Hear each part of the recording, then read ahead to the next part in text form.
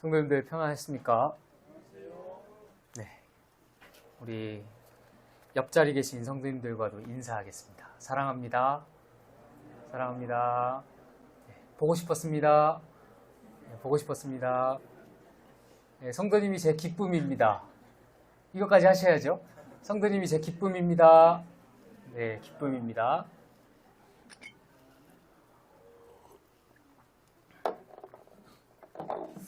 네, 감사합니다.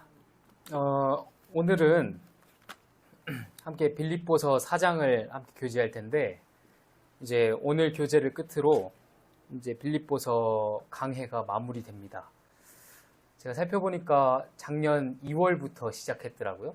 2022년 2월부터 약 1년 반 동안 이렇게 성도님들과 함께 이 기쁨의 서신을 교제했습니다.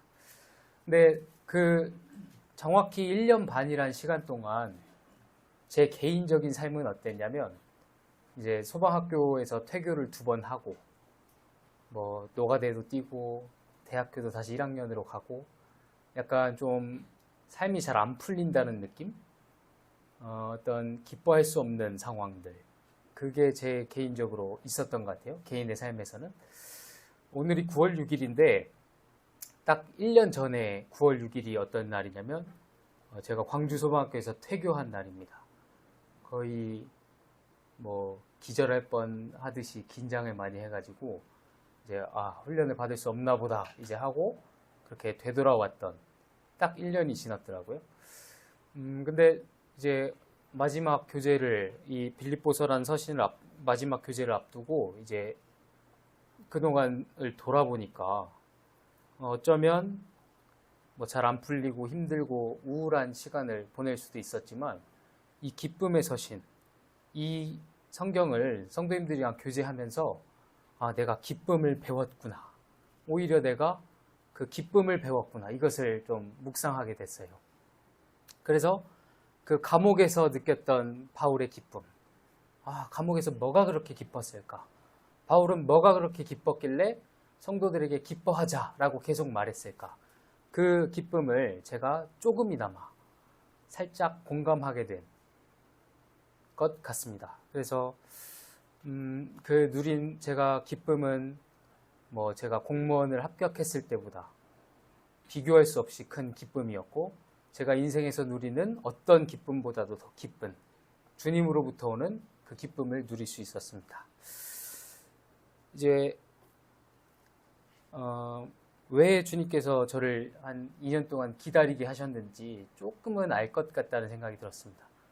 앞으로 제 인생이 어떻게 될지, 주님께서 어떻게 끌어가실지는 모르지만, 어쨌든 우리가 감사함으로 주님 앞에 그 주님을 의지함으로도 나갈 수 있음에 감사가 되었습니다.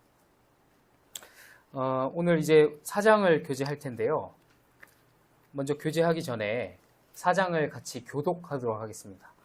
좀 23절까지 있는 긴 장일 수도 있지만, 우리가 그럼에도 주님의 말씀을 먼저 읽고 또 함께 그 말씀에 대해서 교제하기를 원합니다. 제가 한 구절, 성도님들께서 한 구절, 이렇게 교독하도록 하겠습니다. 신약성경 322페이지, 빌립보서 4장 1절입니다. 그러므로 나의 사랑하고 사모하는 형제들, 나의 기쁨이요 멸류관인 아닌 사랑하는 자들아, 이와 같이 주 안에 서라.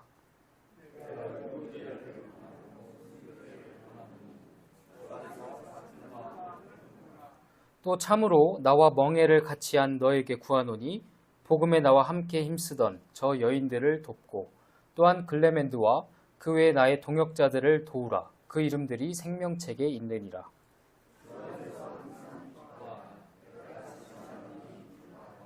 너희 관용을 모든 사람에게 알게 하라. 주께서 가까우시니라.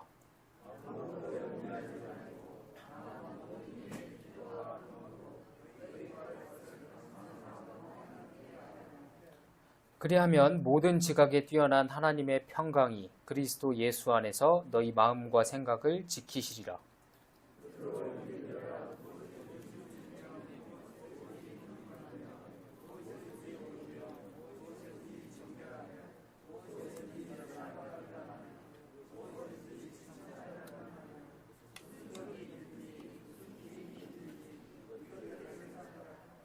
너희는 내게 배우고 받고 듣고 본 바를 행하라. 그리하면 평강의 하나님이 너희와 함께 계시리라.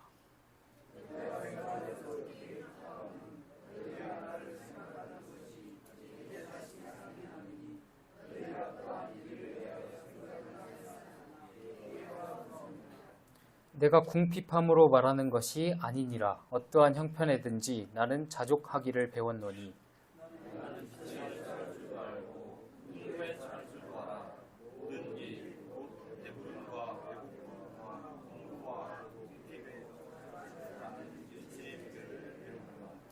내게 능력 주시는 자 안에서 내가 모든 것을 할 수 있느니라.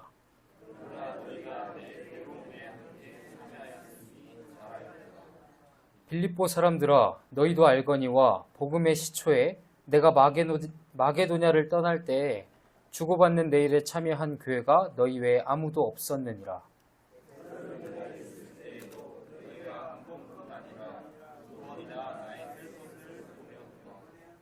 내가 선물을 구함이 아니요 오직 너희에게 유익하도록 풍성한 열매를 구함이라.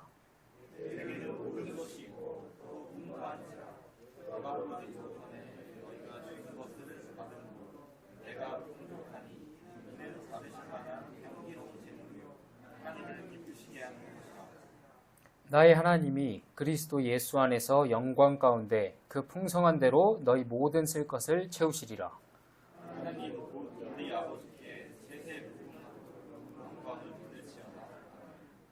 그리스도 예수 안에 있는 성도에게 각각 문안하라. 나와 함께 있는 형제들이 너희에게 문안하고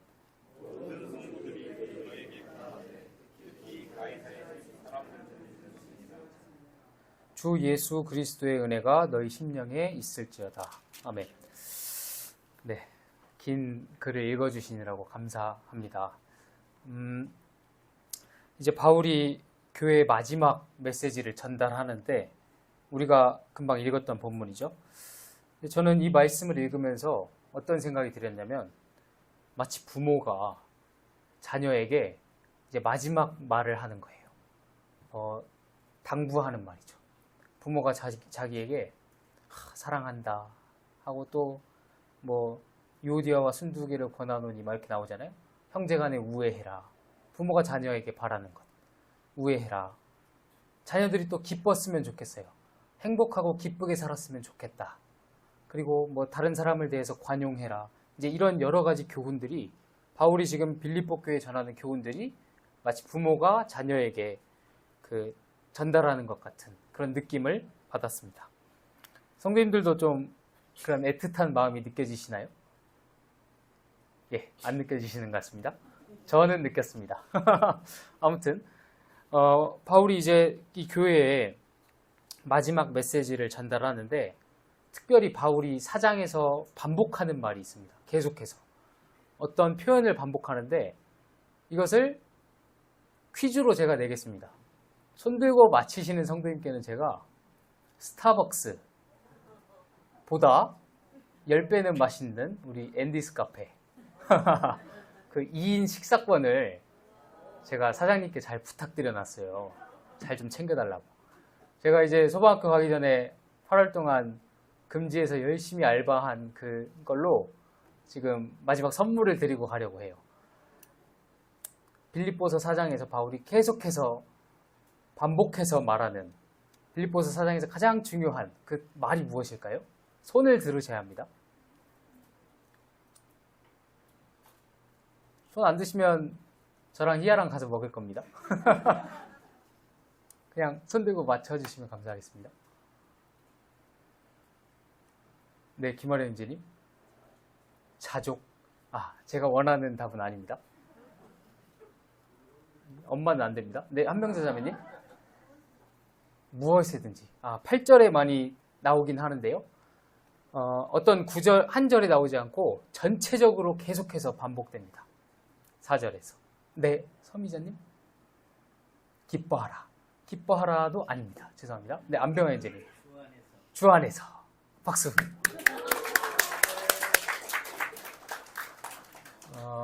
빌립보서 4장에서 가장 많이 나오는 단어. 주 안에서. 주 안에서. 네, 안병환 형제님께 예약해 놓겠습니다. 두 분. 혹시 빵 재고가 있는지 요즘 물어보고 가야 되더라고요. 하도 잘 돼가지고 한번 미리 연락 한번 드리고 가시면 될 것 같습니다. 주안에서 혹시 죄송한데 꾸브라코 치킨은 가격이 좀 더 나가거든요. 근데 한 10일 뒤에 서인여행진 말씀이 있어요. 그때 한번 타갈 수 있도록 제가 좀 얘기를 해놓겠습니다. 아무튼 괴념치 마시기 바랍니다. 아무튼 빌립보서 4장의 핵심은 주 안에서 라고 생각을 했습니다. 4장 1절 맨 마지막에 보면요. 주 안에 서라. 또 2절 맨 마지막에 보면요. 주 안에서 같은 마음을 품으라. 4절에도 보시면 주 안에서 항상 기뻐하라. 계속해서 주 안에서 우리가 기뻐하든지 혹은 같은 마음을 품든지 우리가 어디에 설까요? 우리가 주 안에서 서라. 계속해서 주 안에서 라는 말을 반복하고 있는 것입니다.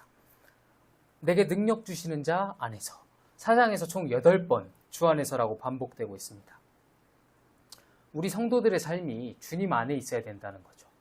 다시 말하면 주님과 상관없는 어떤 기도, 그냥 내 개인적인 기도, 나를 위한 기도, 또 혹은 주님과 상관없는 어떤 기쁨, 그냥 세상적인 기쁨, 이게 아니라 성도들아, 주 안에서 기뻐하고 주 안에서 기도하고 주 안에서 서고 주 안에서 같은 마음을 품으라.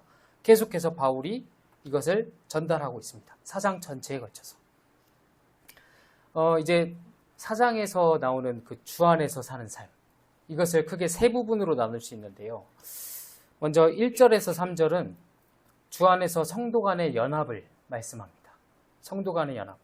특별히 이 연합 중에서도 화해에 대해서 얘기합니다. 어떤 갈등이 있는데 그것에 관련된 화해. 그리고 4절에서 9절까지는 주 안에서 성도들이 행해야 되는 어떤 일상에서 행할 실제적인 교훈들 5가지를 말씀하고 있습니다. 4절에 보면 기뻐하라. 또 5절에 보면 관용을 알게 하라. 또 6절에 보면 염려하지 말고 주님께 아뢰라. 이렇게 해서 총 9절까지 5개의 명령을 바울이 전하고 있습니다. 그리고 마지막 부분 10절에서 20절까지는 주 안에서의 어떤 헌금 생활, 성도 간의 연복, 일꾼을 돕는 공궤, 이런 것들에 대해서 말씀을 하고 있습니다. 먼저 우리가 1절에서 3절을 통해서 우리가 주 안에서 어떻게 이 갈등을 다룰 것인지, 우리가 갈등이 없으면 참 좋겠는데 그럴 수 없잖아요. 그렇다면 그것들을 어떻게 지혜롭게 대처해 나갈 것인지, 그것들에 대해서 살펴보겠습니다. 4장 2절에서 우리가 잘 아는 유명한 자매님들이 나오죠. 유오디아와 순두개가 나옵니다. 근데 4장 2절을 제가 쉬운 성경으로 읽어드리면 유오디아와 순두개에게 권합니다. 주님 안에서 화해하십시오. 이렇게 좀 더 직접적으로 화해할 것을 말씀합니다. 다소 어려운 주제죠. 성도들 간에 갈등이 있는 것도 어려운데 참 그것을 또 어떻게 대해야 되는가는 또 다른 문제잖아요. 우리가 주 안에서 어떤 갈등을 대하는 첫 번째 자세는 부드럽게 대해야 됩니다. 갈등을 부드럽게 대해라. 1절을 보실까요? 바울이 나의 사랑하고 사모하는 형제들, 나의 기쁨이요 면류관인 사랑하는 자들아. 바울이 분열을 다루기 전에 사랑 고백을 하고 있는 거예요. 사랑하는 자들아. 내가 사모하는 형제들. 사모한다는 말이 보고 싶다는 말이에요. 아까 우리 처음에 인사했죠. 사랑합니다. 보고 싶었습니다. 성도님이 제 기쁨입니다. 이 인사말이 지금 바울이 빌립보 성도들에게 전하고 있는 그 인사말이었어요. 사실은.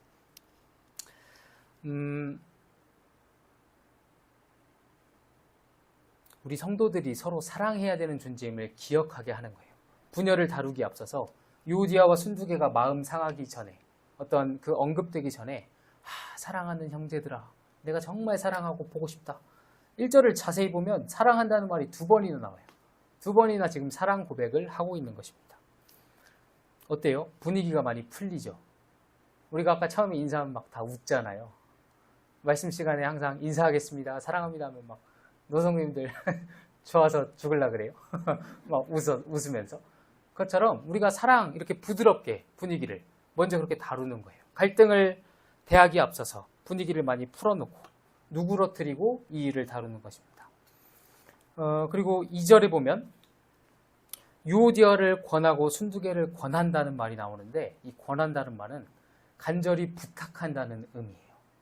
지금 바울이 내가 너희를 권면한다 이렇게 세게 어떤 사도적인 그런 권위를 가지고 말씀하는 게 아니라 부탁하는 거예요.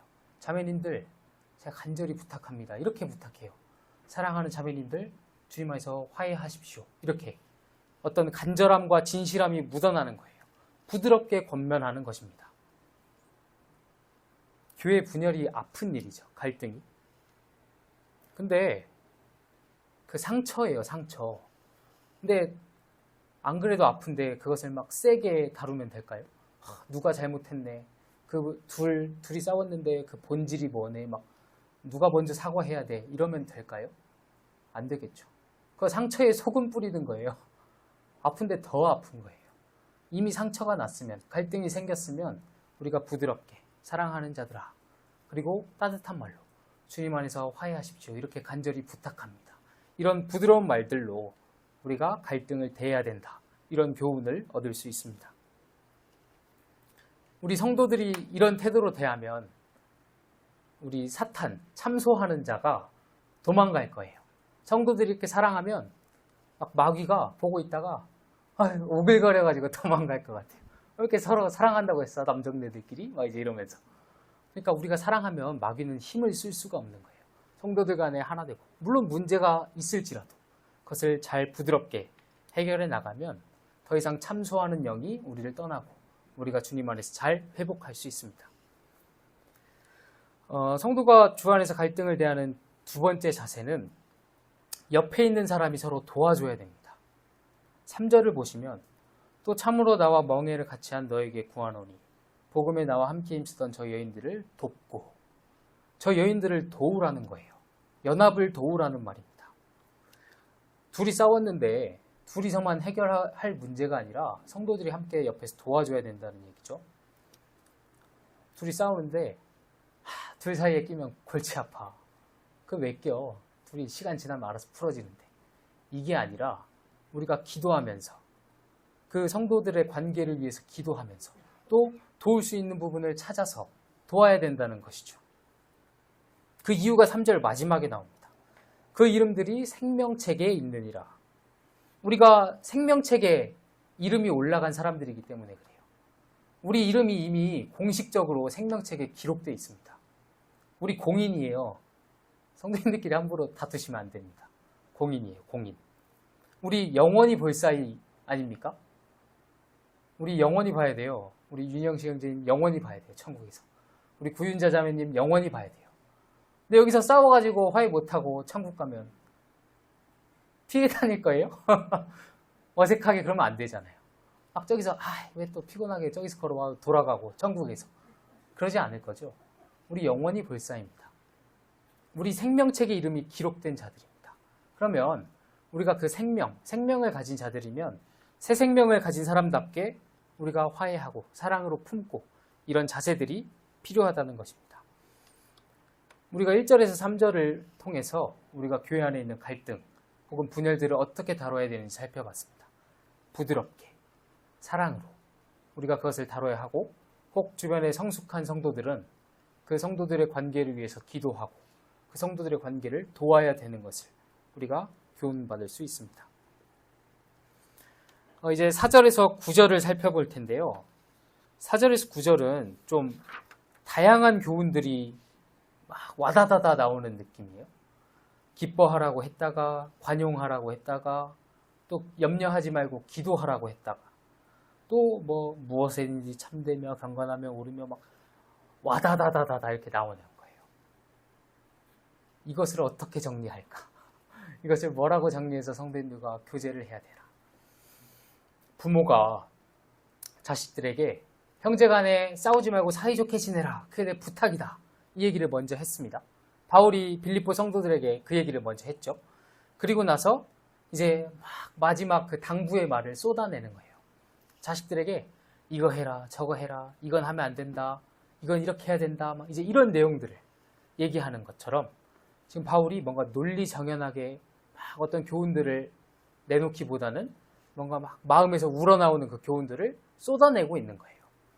4절에서 9절까지 총 5개의 그 교훈, 권면이 나옵니다. 4절에 보시면요. 먼저 첫 번째, 주 안에서 항상 기뻐하라는 권면을 바울이 하고 있습니다. 두 번째는 6절에 나오는데요. 너희 관용을 모든 사람에게 알게 하라. 그리고 세 번째는 아무것도 염려하지 말고 기도하라. 이런 권면을 하고 있고요. 또 네 번째는 이제 8절에 나오는데 무엇에든지 참되며 경건하며 결국 무엇을 얘기하냐면 그 8절 마지막에 보시면 이것들을 생각하라. 머릿속으로 성도들에게 생각하면서 살라는 거예요. 생각하라. 그 다음에 마지막 5번째 9절에 나오는데요. 너희는 내게 배우고 받고 듣고 본 바를 행하라. 생각만 하지 말고 행하라. 이제 이런 5가지의 교훈들을 빌립보 교회에게 전달하고 있습니다. 먼저 4절에 나온 그 기뻐하라는 권면을 살펴볼 텐데 이 서신에서 가장 많이 등장하는 내용이죠. 기뻐하라. 근데 빌립보 교회 안에 문제들이 여러 가지 있었어요. 뭔가 이단들, 개들을 삼가고 행악하는 자들을 삼가라. 그 거짓 교사들이 있었고 또 그 바울은 감옥에 갇혀 있죠. 바울이 감옥에 갇혀 있는데 어떻게 기뻐할 수 있겠어요? 우리 예를 들어 안병환 선생님이 저기 엘국에 공안들에게 잡혔다고 소식이 들려와요. 우리가 그 소식을 듣고 기뻐할 수 있을까요? 감옥에 갇혔다는 소식을 빌립보 성도들이 전해 듣는데 기쁠 수 있을까요? 아니죠. 기뻐할 수 있는 상황이 아닌 거예요. 또 교회 안에 분열이 있습니다. 다툼이 있고 교회 분위기가 긴장되고 냉랭합니다. 에바브로디도 일꾼을 파송해 놨는데 건강이 안 좋아서 거의 죽을 뻔했대요. 여러 가지 걱정할 상황들이 있는 거예요. 도무지 기뻐할 수 없는. 근데 지금 바울은 그 교회를 향해서 뭐라고 하냐면 주 안에서 항상 기뻐하라. 내가 다시 말하는데 주 안에서 기뻐하라. 이것을 말씀하고 있습니다. 한마디로 이게 무슨 말이냐면 그 상황 안에 있지 말고 주 안에 있어라. 이런 의미예요. 상황 안에 있지 말고 그 문제들 속에 갇히지 말고 우리 주님 안에 있다는 것을 기억해라. 그 의미예요. 주 안에서 기뻐하라는 말이 상황 안에 있지 말고 주 안에 있어라. 이런 의미입니다. 우리가 주님 안에 있는 사실을 기억하라는 거예요. 그 주님이 어떤 주님이냐? 우리를 사랑하시는 분. 자기 일을 아끼지 않고 우리를 위해 희생하실 수 있는 분. 우리가 그분의 사랑에서 끊어질 수도 없고 그분의 사랑으로부터 희미해질 수도 없고 그분의 사랑이 에서 우리를 누군가 빼앗을 수도 없는 그 사랑 안에 있음을 기억해라. 그러면 너희가 기뻐할 수밖에 없을 거야. 이런 메시지를 전하고 있습니다. 우리가 주님 안에 있는 것을 기억할 때 기뻐할 수 있어요. 아까 우리 사회장님 말씀하신 것처럼 자연재해 일어나죠. 사람들 악해지죠. 우리가 이 세상에서 뭘 보고 기뻐해요? 우리가 우리 문제들 속에서 기뻐할 수 있는 것이 무엇입니까? 없어요. 단언컨대 없습니다.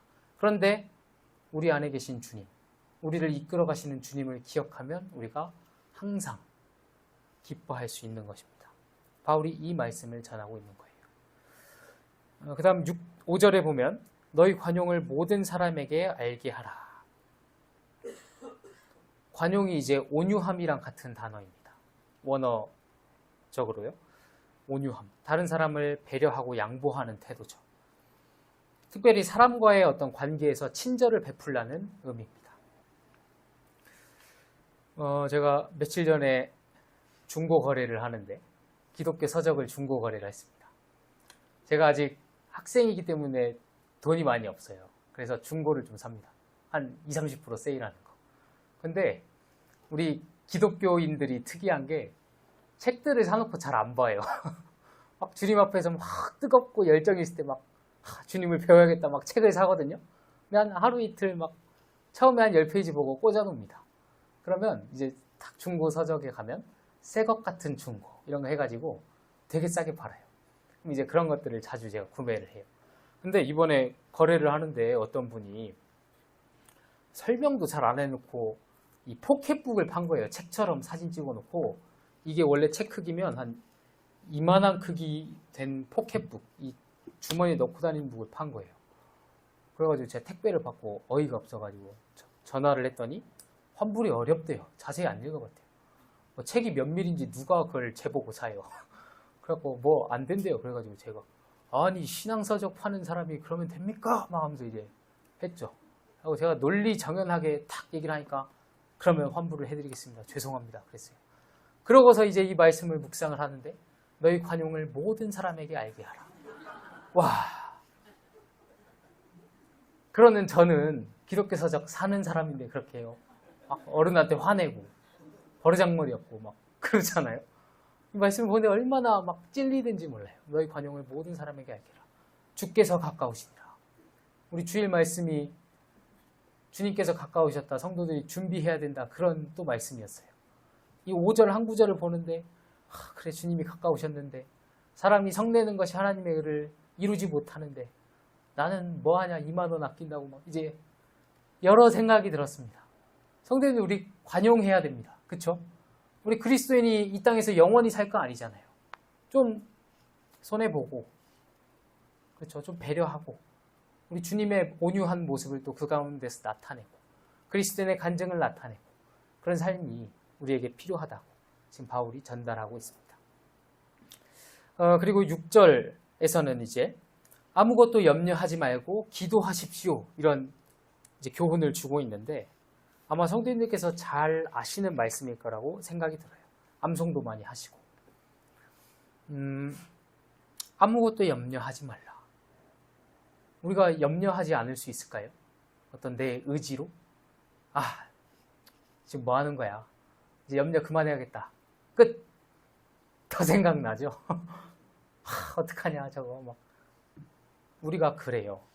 그런데 여기 나오는 이 염려라는 단어는 목을 졸라서 질식시키다 라는 단어에서 그 어근이 왔어요. 목을 졸라서 질식시키다. 염려가 우리한테 그런 거예요. 막 걱정하고 우리를 올감해서 아무것도 못하게 우리를 숨막히게 하는 게 염려라는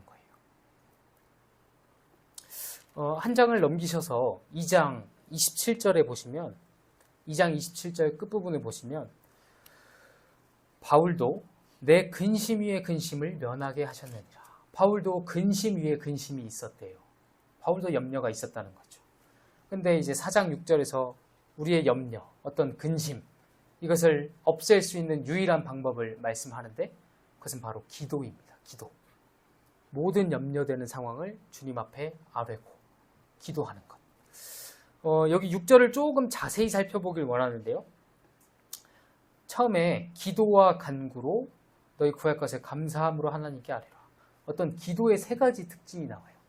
기도, 간구, 아뢰м 이렇게 세 가지가 나와요. 먼저 기도. 첫 번째는 우리가 주님 안에서 기도는 주님과의 어떤 교제를 나타내는 거예요. 이 기도는 우리가 필요한 것을 구하는 기도가 아니고요. 주님과의 어떤 관계 속에서 교제하는 것. 이 기도입니다. 먼저 우리가 주님과의 좋은 관계를 유지해야 된다는 거예요. 자녀가 부모님하고 관계도 안 좋은데 필요한 거 생길 때만 와갖고 이거 필요해요 막 하고 구합니다. 그럼 부모 입장에서 주고 싶겠어요? 막 인사도 제대로 안 하고 퇴근해서 왔는데 저 방에 누워갖고 인사도 안 하고 그래갖고 아빠 오늘 일일이에요 용돈 주세요 이러면 꼴배기가 싫겠죠. 근데 그것처럼 우리가 하나님, 아버지 하나님과 우리 자녀된 우리가 관계, 어떤 그 교제 속에 있어야 됨을 말씀하는 거예요. 우리가 주님 앞에 염려되는 것이 있고 주님 앞에 아뢰 것이 있다면 먼저 기도로 주님과의 교제를 풍성하게 해야 됩니다. 그 다음에 간구.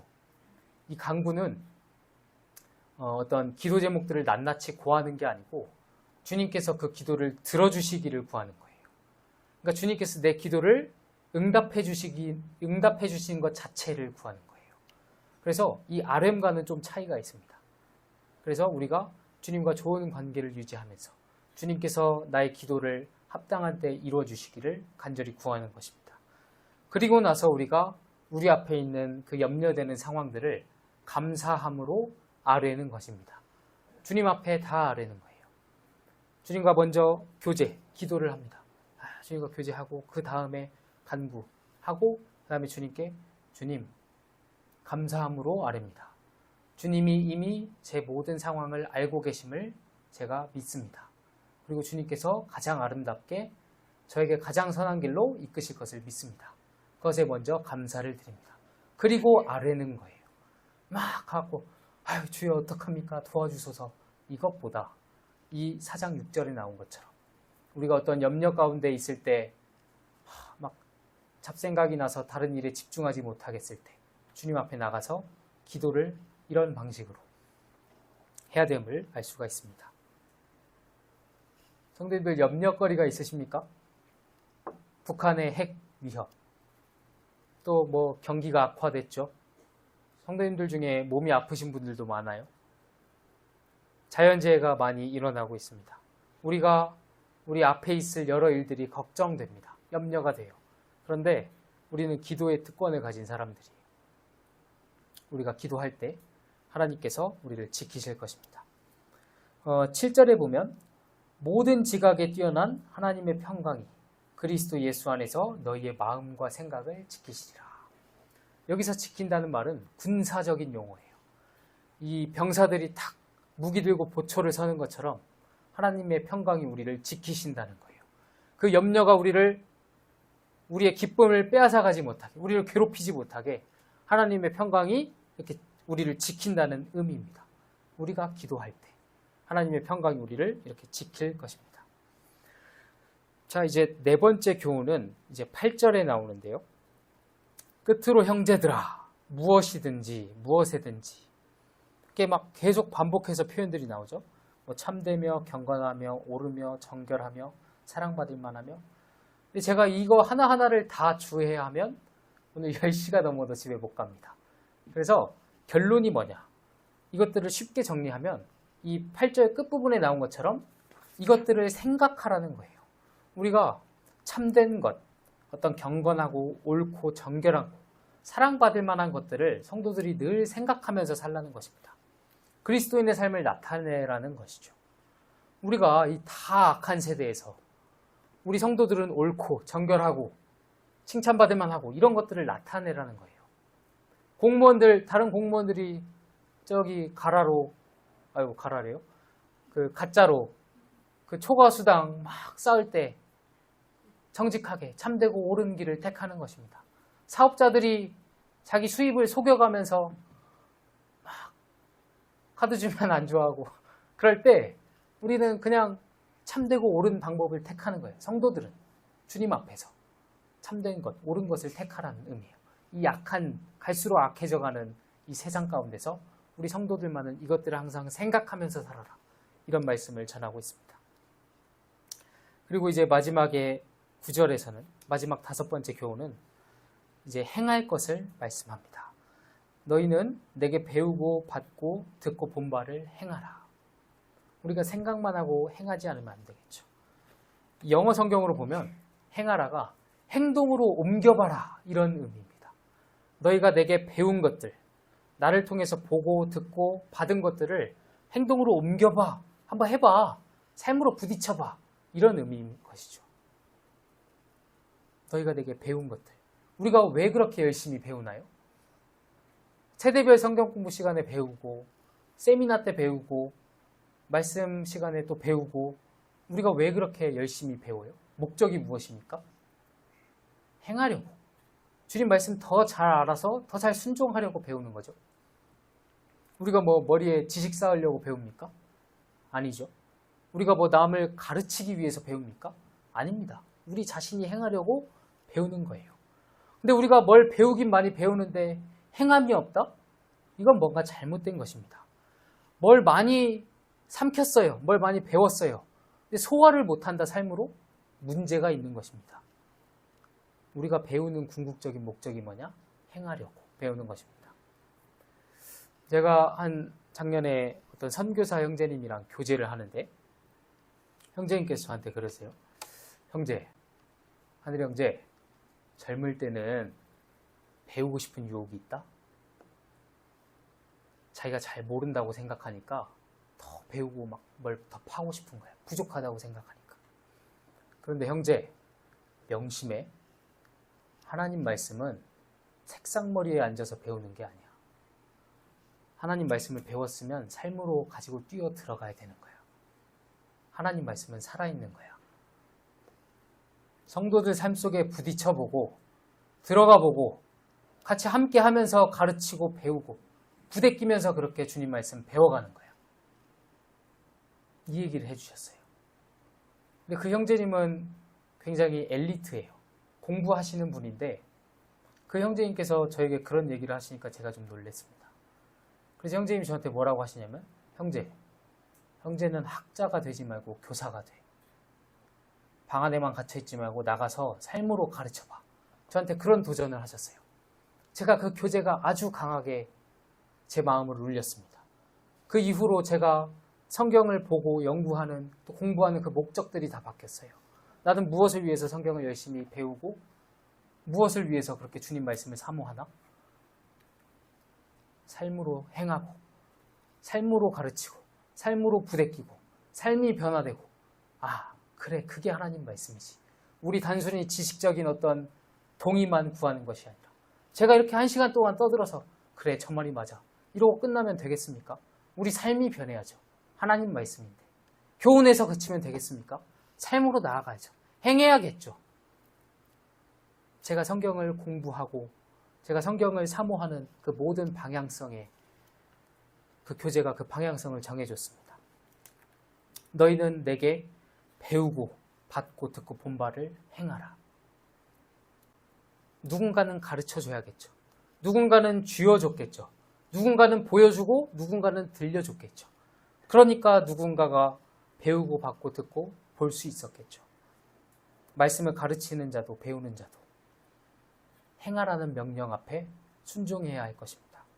우리가 말로만 말씀을 증거할 수 없어요. 우리가 삶으로 행해야 됩니다. 지금껏 우리 성도들이 주님 안에서 어떻게 살아야 되는지 그것에 대해서 좀 실제적인 교훈들을 살펴봤습니다. 5가지. 첫 번째, 주님 안에서 기뻐하십시오. 두 번째는 모든 사람에게 관용하십시오. 세 번째는 염려하지 말고 기도하십시오. 네 번째는 덕이 될 만한 것들, 주님 안에서 참되고 아름다운 것들을 항상 생각하십시오. 마지막 5번째는 이 모든 것들을 삶으로 행하십시오. 이 교훈들을 바울이 전달하고 있습니다. 이제 마지막 10절에서 20절을 살펴볼 텐데요. 이 마지막으로 살펴볼 본문은 성도 간의 어떤 주 안에서 성도들 간의 헌금에 대한 말씀이 나오고 있습니다. 헌금, 연보.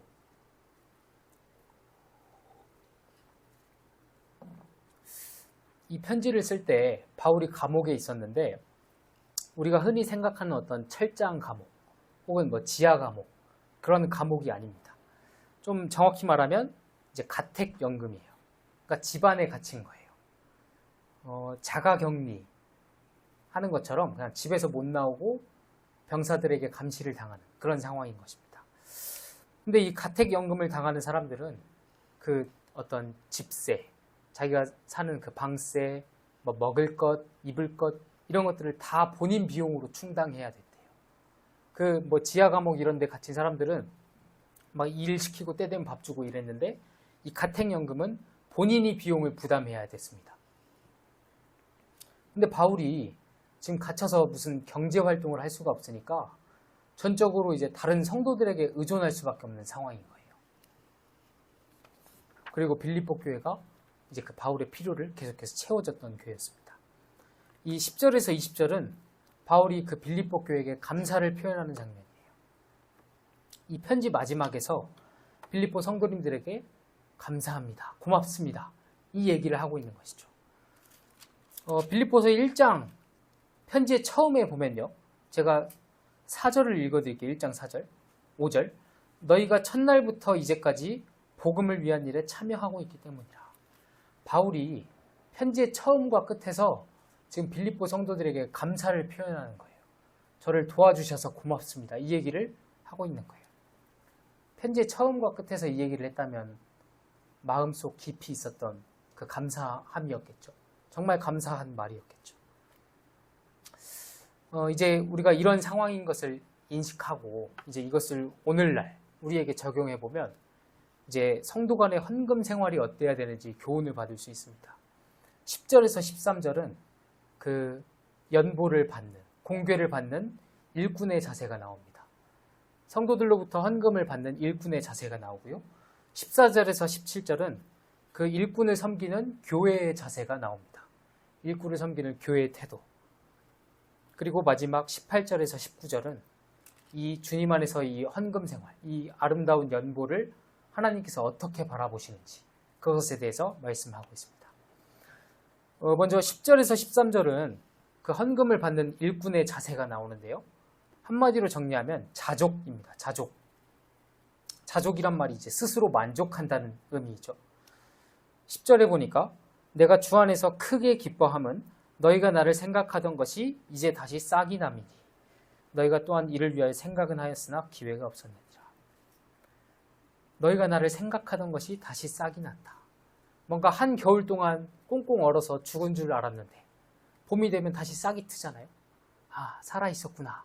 이것을 보면서 우리가 기뻐하는 것처럼 빌립보 성도들이 바울을 좀 얼마 기간 동안 돕지 못하다가 다시 도울 수 있게 된 거예요. 싹이 나는 것처럼. 그래서 바울이 그것에 감사하다는 얘기를 하고 있는 것입니다. 근데 11절에 보니까 내가 궁핍함으로 말하는 것이 아니니라. 어떠한 형편이든지 나는 자족하기를 배웠다. 이렇게 얘기하는 거예요. 바울이 지금 가난해서 이 얘기를 하는 것이 아니라는 거죠. 바울이 내가 돈이 없었는데 마침 월급이 들어와서 기쁘다. 뭐 이런 기쁨이 아니라는 거예요. 이것 때문에 지금 이 얘기를 꺼내는 게 아니라고 하는 거예요. 돈이 있든 없든 간에 나는 자족하는 법을 배웠다. 이 얘기를 하는 것이죠. 12절에 보니까 비천에 처할 줄도 알고 풍부에 처할 줄도 알아 모든 일 곧 배부름과 배고픔과 풍부와 궁핍에도 처할 줄 아는 일체의 비결을 배웠노라. 바울이 그 어떤 경제 상황이든지 자족하고 만족하는 법을 배웠다고 말씀하는 거예요. 하나님만 의지하는 법을 배웠다는 말씀입니다. 그러면서 이제 우리가 잘 아는 위대한 고백이 나오는데 내게 능력 주시는 자 안에서 내가 모든 것을 할 수 있느니라. 그래서 바울이 말하는 모든 것을 할 수 있다는 말은요. 그 앞절에 나온 12절에 나온 배부름이든 배고픔이든 풍부하든 비천하든 궁핍하든 어떤 경제 상황, 즉 모든 경제 상황, 내가 가난하든지 부하든지 난 모든 것에 처할 수 있어. 이런 의미인 것이죠.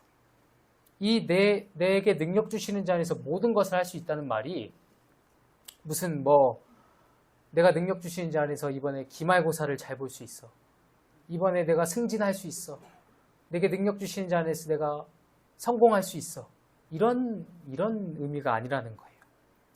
13절 이 말씀이 내 성공을 위해서 갖다 쓰는 말씀이 아니라는 거예요.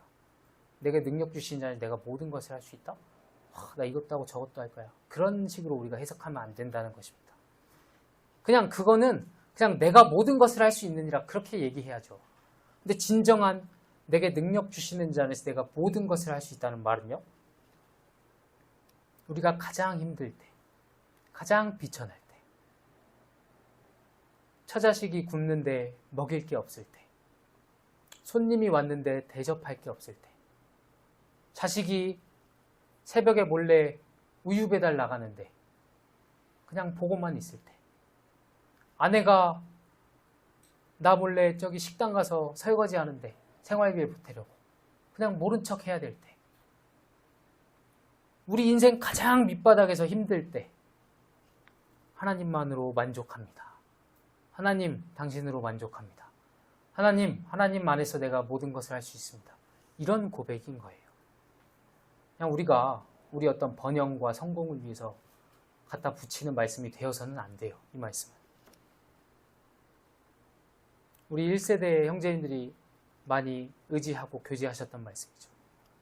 저희 할아버지도 그러셨고 6.25 형제님도 그러셨고 허인우 형제님도 그러셨고 어렸을 때 말씀 교제하면 항상 이 말씀을 하세요. 능력 주신 자 안에서 모든 것을 할 수 있다. 그래서 왜 저렇게 저 말씀을 하실까? 제가 좀 커보니까 이 말씀을 의지할 수밖에 없었던 거예요. 그 비천하고 궁핍한 상황에서 자족하고 능력 주시는 주님을 바라보고 그 삶들이에요.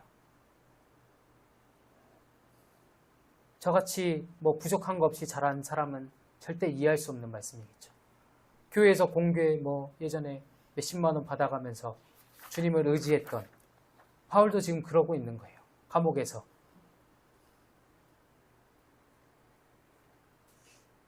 재정을 대하는 일꾼의 태도는 자족입니다. 능력 주시는 주님을 바라보면서 주님 앞에서 감사하고 자족하는 것입니다. 이제 이 일꾼들을 돕는 우리 교회의 태도에 대해서 말씀합니다. 14절부터. 그러나 너희가 내 괴로움에 함께 참여하였으니 잘하였도다. 아주 모범적인 자세가 나오는데 괴로움에 참여했다고 나옵니다. 14절에서.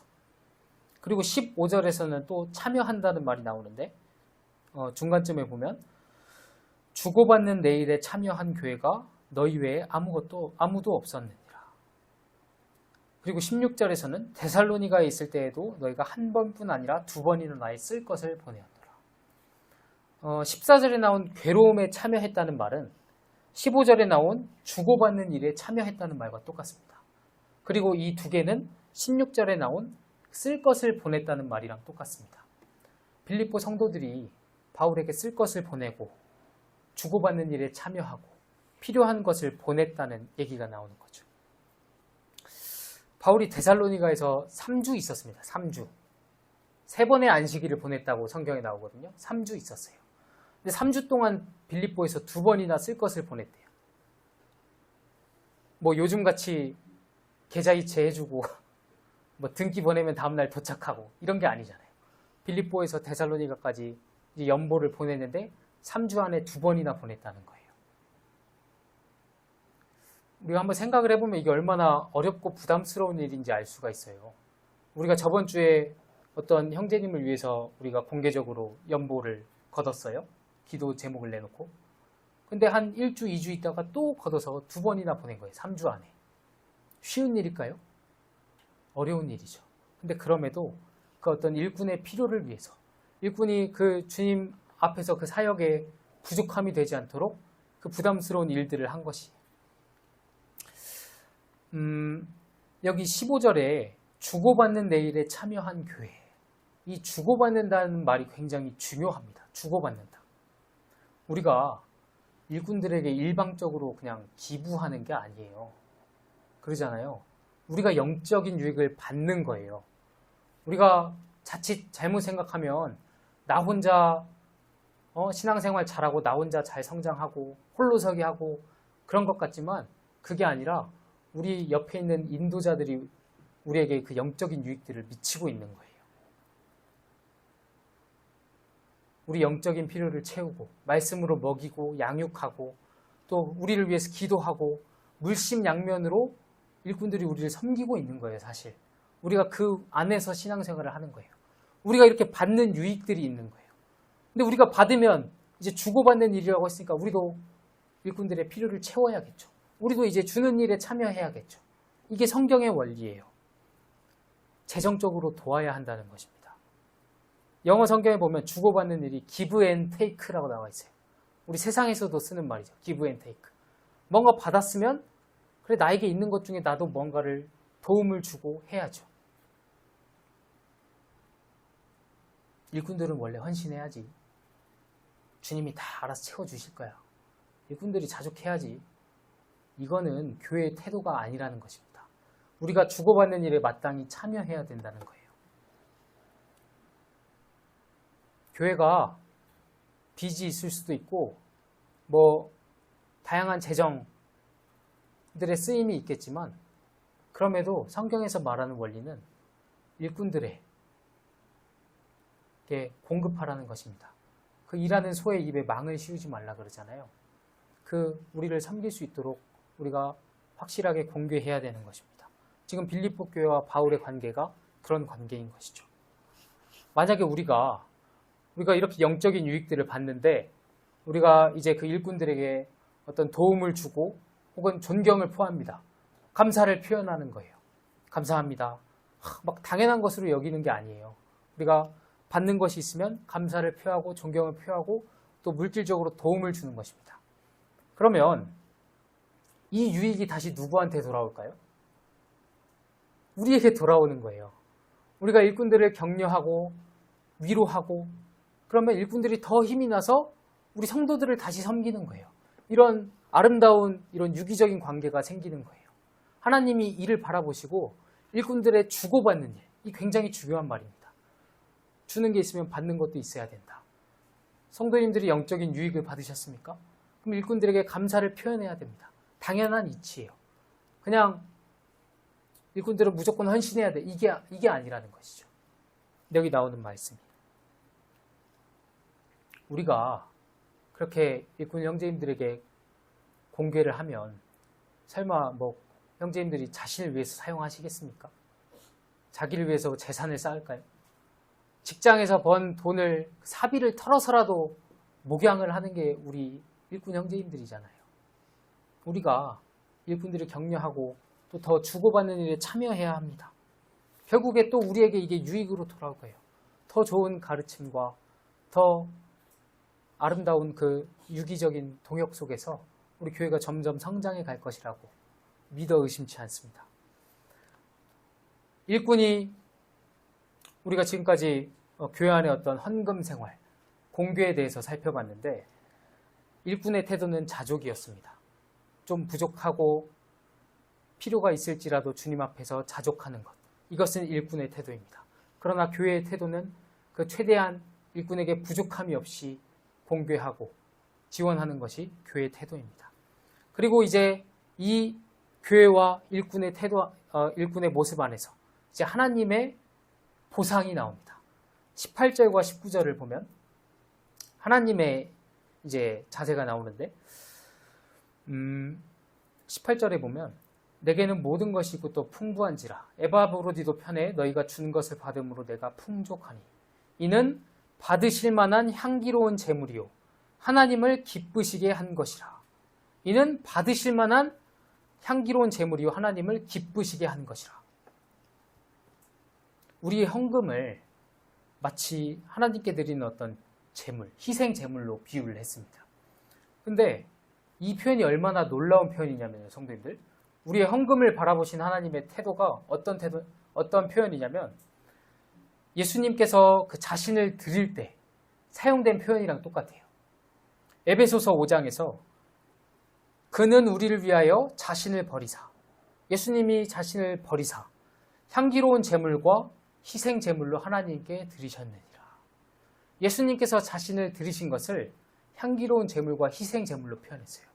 근데 그 예수님이 자신을 드리신 것만큼 우리가 이렇게 성도들을 섬기는 이 일이 하나님께서 받으실 만한 향기로운 제물이고 하나님을 기쁘시게 한 예배라고 지금 바울이 말하고 있습니다. 얼마나 아름다운 표현인지 모르겠어요. 하나님께서 받으실 만한 향기로운 제물. 우리가 성도들을 돕고 헌금하고 이런 것들이 받으실 만한 향기로운 제물이 되고 하나님을 기쁘시게 하는 일이라는 것입니다. 그리고 거기서 끝나는 게 아니라 19절에 보면 나의 하나님이 그리스도 예수 안에서 영광 가운데 그 풍성한 대로 너희 모든 쓸 것을 채우시리라. 하나님께서 그 하나님의 영광의 풍성함대로 우리를 채우신다는 것입니다. 하나님이 얼마나 풍성하십니까? 하나님의 영광이 얼마나 풍성해요? 우주보다 더 크고 하늘과 땅보다 더 크고 가장 부유하신 분, 그분께서 우리 모든 쓸 것을 채워주시겠다고 약속하는 거예요. 우리가 믿음으로 우리 재정을 대할 때 하나님께서 우리 모든 쓸 것을 채워주신다고 말씀하는 것입니다. 이 모든 것을 채우시리라는 단어를 요즘 말로 하면 너희 계좌에 통장 잔고를 가득하게 하실 것이다 라는 의미예요. 경제 용어입니다. 원어적으로 경제 용어예요. 너희 모든 쓸 것을 채우시리라. 너희 통장 잔고를 가득하게 하시리라. 이런 의미입니다. 우리 하나님 스케일이 얼마나 크신가요? 최소 30배예요. 60배, 크면 100배. 우리 30배, 60배, 100배인데 투자 안 하면 되겠습니까? 하나님께서 그렇게 기뻐하시고 받으실 만한 향기로운 제물인데 우리가 그냥 뭐 돈 얘기 나오면 불편하다고 입을 다물어 버릴 수가 있겠습니까? 그럴 수 없는 것이죠. 우리 통장 잔고를 가득하게 하실 것이다. 하나님의 분명하고도 확실한 약속입니다. 우리가 요즘 우리 통장을 보면서 텅장이라고 하죠. 텅장. 텅텅 비었다고 텅장이라고 합니다. 월급은 안 오르는데 물가만 오르고 들어오는 돈은 없는데 언제 이렇게 나갔는지 모르는 텅장. 근데 우리가 주님 앞에서 주님 말씀 순종하면 이제 뚱장이 되는 거예요. 뚱장. 우리가 좀 살찐 사람 보고 통통하다고 하고 이제 많이 살찐 사람 보고 뚱뚱하다고 하잖아요. 이제 통통한 통장이 아니라 뚱뚱한 뚱장이 되는 것입니다. 너희 모든 쓸 것을 채우시리라. 하나님의 약속이기 때문에. 그러면서 바울이 이제 20절에서 하나님 곧 우리 아버지께 세세 무궁하도록 영광을 돌릴지어다. 아멘. 하면서 바울이 전하고 싶은 모든 메시지를 마치고 있습니다. 헌금을 대하는 일꾼의 태도는 자족함이요. 헌금을 대하는 교회와 성도의 태도는 헌신적으로 그 필요를 채워야 되는 것이고, 이 아름다운 동역 관계를 바라보시는 하나님은 이것을 기쁘시게 여기며 받으실 만한 제물로 여기시면서 우리 각각의 모든 필요들을 채우겠다고 약속하는 아름다운 장면입니다. 이제 바울이 끝인사를 하면서 서신을 마치고 있습니다. 성도들에게 문안한다. 이제 안부를 전하고 있습니다. 특별히 22절 끝부분에 보면 가이사의 집사람들 중 몇이니라. 이제 가이사는 카이사르, 로마 황제를 나타냅니다. 가이사의 집. 바울이 로마 감옥 안에서도 계속해서 복음을 전해서 어떤 열매들이 생겼다는 것을 알 수 있어요. 가이사의 집에 있는 사람들 중에 복음을 믿고 구원받은 사람들이 있음을 알 수가 있습니다. 말씀을 정리하도록 하겠습니다. 빌립보서 4장은 우리가 주 안에서 사는 삶에 대해서 말씀을 했습니다. 먼저는 우리가 주 안에서 성도들과 어떻게 연합할 것인지, 우리 안에 갈등과 문제가 끊임없이 있지만 그 문제들을 우리가 어떻게 대해야 될 것인지, 부드럽고 사랑스럽게, 또 옆에 성도들은 그것을 도와줌으로써 우리가 그것들을 해결해 나가면서 같은 마음을 품어야 된다고 말씀했습니다. 또한 우리가 주 안에서 실제적으로 행할 5가지 교훈들, 주님 안에서 기뻐하고 또 우리의 어떤 그 온유함, 관용을 나타내며 또 염려하지 말고 기도할 것과 우리가 세상 사람들에게 덕이 되는, 간증이 되는 것들을 생각하고 또 배운 모든 것들을 행하라는, 주님 안에서 생활하라는 그런 교훈들을 전했습니다. 마지막으로 그 빌립보 성도들에 대한 연보에 감사하면서 이 일이 교회 안에서 얼마나 아름다운 동역이고 하나님께서 기뻐하시는 예배 행위인지 이것을 다시 한번 강조하면서 말씀을 마치고 있습니다. 부족한 저를 통해서 주님의 기쁨을 세상에 드러내신 주님께 모든 영광을 돌리며 이상 말씀을 마치겠습니다. 감사합니다.